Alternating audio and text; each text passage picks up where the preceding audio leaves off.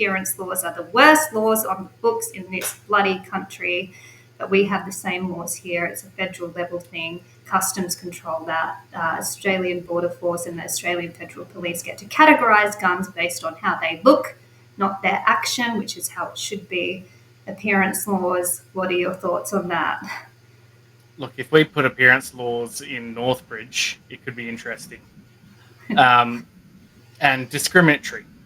The appearances can be very deceiving, is what we've all known.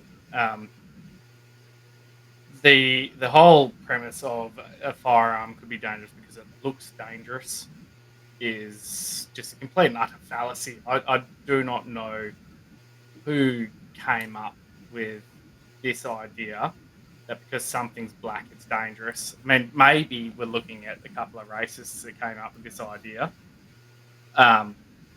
but it's very frustrating to see it and to see it consistently. I know that my mates at Wedgetail, they're having trouble with licensing the MPR in New South Wales.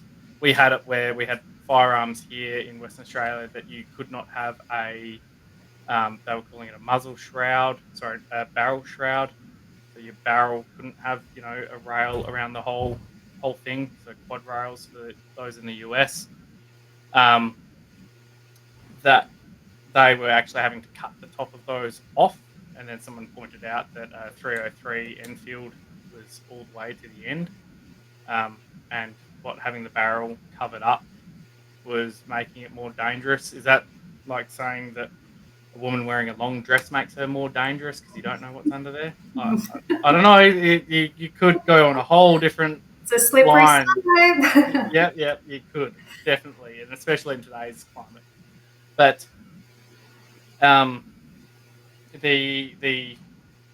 we need to remember not only about airsoft being illegal, which is great fun, so much fun, and I don't think there's much more, fun than being able to peg your mates with those. And just form function, all this. We need to remember that our esteemed minister did turn around and hold up a gel blast and say that they can be turned into a real firearm, but then didn't proceed to demonstrate how you could. And I think that, that's probably something they should do, is demonstrate. Please show us all how this will work. They're not the problem. There's people who have held up bloody servos and stuff with like even a bloody cap gun. It's the intent that's the problem, and I think that it's ridiculous to have an appearance law, because I can tell you that someone pointing a old muzzle loader at me is pretty intimidating, and that can kill you just as much as anything else. Might take them a little while longer to reload, but it's the motivation of the person, and we've seen it in Japan and China where you've had mass stabbings at train stations. And I can tell you that a knife scares me, and someone who is willing to plunge a blade into 30 or 40 people is a lot scarier. It's not exactly anything to do with the appearance of it that makes something more dangerous, because we've had this discussion, and that's even in the Law Reform Commission 105 that said that the appearance laws serve no purpose. And I tell you again, we are going straight back to, it is not the licensed firearms owners that are the problem. I can tell you, I'm scared of a Kraknikov. That's the thing that really is a concern. And the fact that we have got very porous international borders. We've had landings up in the Northern Territory of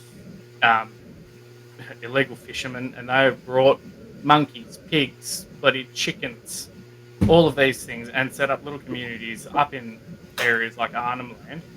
And it's been the conservation shooters, that have found them. And you've got a border that is that porous. Well, things are going to get into this country. I mean, how do we get tons of cocaine in Australia. And there used to be a bit of a deal that, you bought a few kilos of cocaine, we'd throw a gun in there with it. So it's it's getting into the country. Those legal firearms are getting in, and the problem isn't going to be solved by targeting funding from the public coffers into attacking and persecuting people who are willingly putting their name down on a list and saying, this is the firearm I want, this is what I want to use it for, and this is where I live. Here are photos of my safe. This is how secure the firearm is. It's going to be solved by making sure that our borders are patrolled regularly and strong,